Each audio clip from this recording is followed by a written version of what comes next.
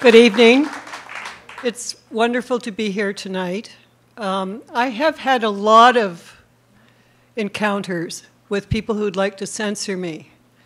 And tonight I'm not going to tell you about the border guard who seized The Wives of Bath, a novel, at the Canadian Customs because he thought it was obscene.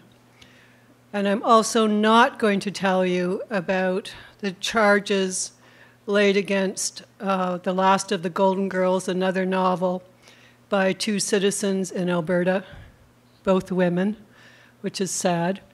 But I'm going to talk about something that happened to me a long time ago and very recently, which involves 30 years of my writing career. And first I'm going to make myself comfortable, so I'm going to sit down with my beer on the chair and get ready to tell you about meeting my censors face to face. So, my story starts in Tatamagouche, Nova Scotia, where the giantess Anna Swan was born in 1846.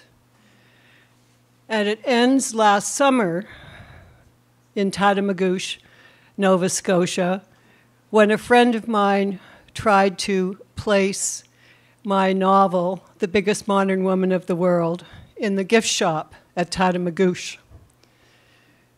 First of all, the novel, The Biggest Modern Woman of the World, was published in 1983. It was my first novel, and it was published by a small Canadian house, now defunct, called Lester and Orpin Dennis. And it was about a possibly distant ancestor who was Anna Swan, who stood 7'6" in her stocking feet, who weighed 413 pounds, who grew up in a crofter's shack in the hills of Tatamagouche and had to sit on the floor so her head would be level with her siblings when they ate their crowdy or porridge. And she became a very famous lecturer with P.T. Barnum when he ran his American Museum in New York City. And later she was also in the circus. But before that, she went to England on a shipboard cruise and met the Kentucky giant, who was shorter than she was by 4 inches. He was 7'2". They were married in a cathedral in London, England. They met Queen Victoria. They were given giant watches. This is all true. They built a giant farmhouse in Seville, Ohio, and they had 2 giant babies who both died, sadly. Giants don't produce children. Anyway, I knew as a young woman about Anna because I'm 6'2", and I was about that height at age 12. So I had some friends who used to say, well, you're going to go and join the circus like Anna, when you grow up. So I really didn't want to think about her or know anything about her until I became a writer and I started to think about her life. So I researched what had happened to her. I read Phyllis Blakely's wonderful biography of her life, and I wrote a novel. And it came out, as I said, in 1983, and my publisher at the time decided that it would be a good idea to send me to the Maritimes because they would be probably very interested in this book, they thought. And I went to other places as well, and the novel was later published, republished and reissued in many editions. But my first experience as a novelist was going to the Maritimes. I'm sorry, Bruce, I do love the Maritimes.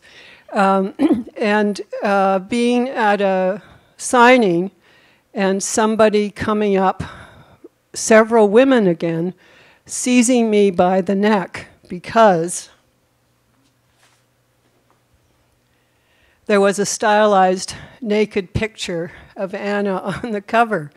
And I explained that it was stylized and it was just meant to show the proportions of a big woman, and it really wasn't meant to be disrespectful. And after a while, they relaxed about it, and that was fine. So we got over that hurdle. And then I had to do a reading in Port Hawkesbury near Cape Breton.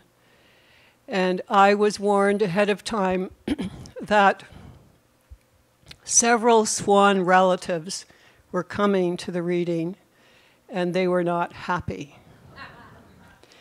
Now, Anna and I are probably distantly related through, a Scottish ancestor. And I had already talked to some of Anna's actual direct descendants when I was researching the novel. And I thought, well, these will be older people, probably cranky old men, that think that I shouldn't be writing a novel at all. And I wasn't too worried until I looked up, and in the door came two very young women. I was in my 30s. They must have been 23 or 24. They looked very attractive, very bright, and they introduced themselves as Anna's descendants. They were the threat, the organizer of the reading told me. And I thought, well, I'll just explain to them that this is what I did, and here's why I did it. So I started to talk, and I explained that Angus MacAskill had had a lot of publicity as a maritime giant. And Anna had led this extraordinary life, which was really quite extraordinary. But nobody in Canada knew much about it. So I wanted to celebrate her. And one of the young women said, "You should have written a biography of her." And I said, well, there was a biography done by Phyllis Blakely. And anyway, I'm a novelist, so I wanted to interpret her life and tell her story so that Canadian readers would know about her. And they said, "No, your book is full of lies. And here's the biggest lie.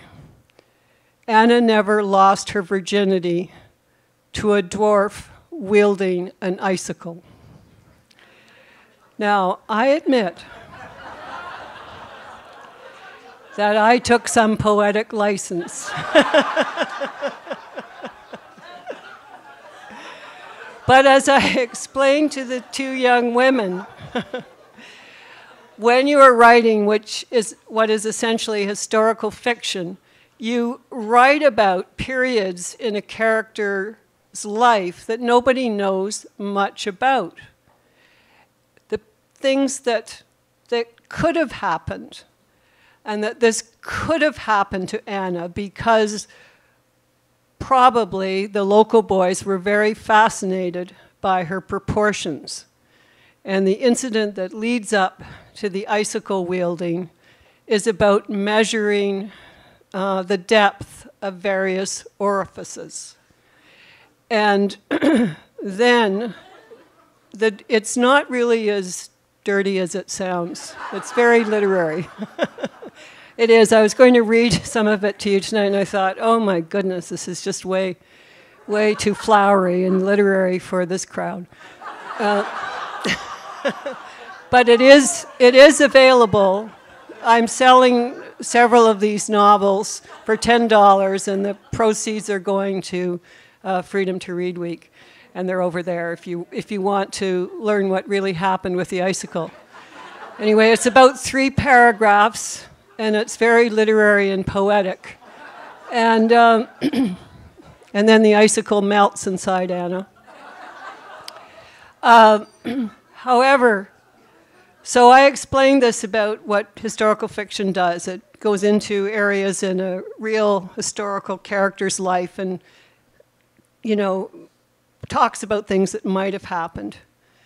And they said, "No, that is a lie. Our great, great, great, great aunt would never have done that." They said, "We walk by our great uncle's house every day, and we think about her, and we know she would never have done that." And I said, yes, I know that is true, but really this is a work of the imagination, and I'm trying to honor and celebrate your ancestor. It's very respectful. And they said, we don't want you here. You have defamed our ancestor. And it went on like that. And then they went back to walking by the house again of the relative. And I suddenly had a realization, oh, this is as if Anna is almost still alive, or she just died, you know, a few years ago, because I was dealing with people who live in a rural culture, an oral culture, where their ancestors are much closer to us, to them, than our ancestors in a place like Toronto are. They're kind of lost in the confusion and the chaos of the big city. But in a small rural community, the ancestor is still very much alive, and I had desecrated their ancestor. And I tried to explain where I was coming from, and that they were coming from a different place. But as we talked, I realized they had absolutely no understanding of metaphor. If it wasn't literally true, it was false. And after a while, I began to feel quite hopeless. And I said, well, thank you and for coming, and I guess we disagree. And then I said, but I do have to give a reading, so I'm going to give a reading. And I started to do that, and they began to yell and shout.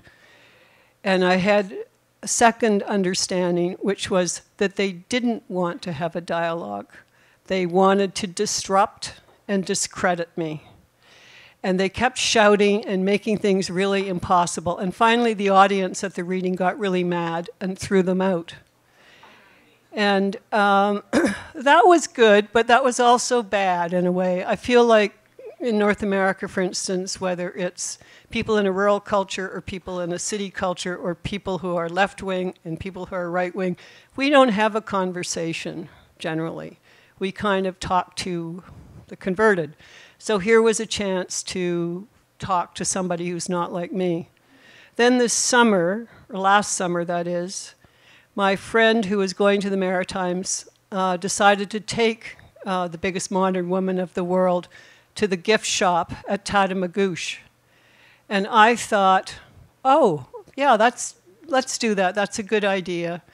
Probably enough time has gone by that the particular branch of the Swans that are upset about this novel will be happy to have it in the gift shop. No way. The woman at the gift shop spoke, you know, very hesitantly to my friend and said she'd have to take it to the board, and the board discussed it. And one of the members of the board was a friend of the Swan family, and he said it would corrupt the youth. So, I mean, that seems a bit quaint for someone of my age to be, you know, still dangerously corrupting young people. It might be fun, but this came to naught. The book is not for sale in Tatamagouche, and I felt again the hopeless feeling that I felt that evening in Port Hawkesbury in Nova Scotia 30 years before, that why can't we have better conversations with each other? So I'm coming here tonight to tell you that there is no real ending to my story. I think I'm here because it's important to have an open dialogue, to keep the talking going, difficult as it is, and to support freedom of expression. Thank you very much.